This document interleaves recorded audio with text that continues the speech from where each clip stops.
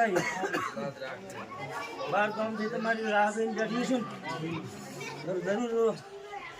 રાહ જોઈ નાની પૂરે થાકી ગયેલો મારું નામ માતાનું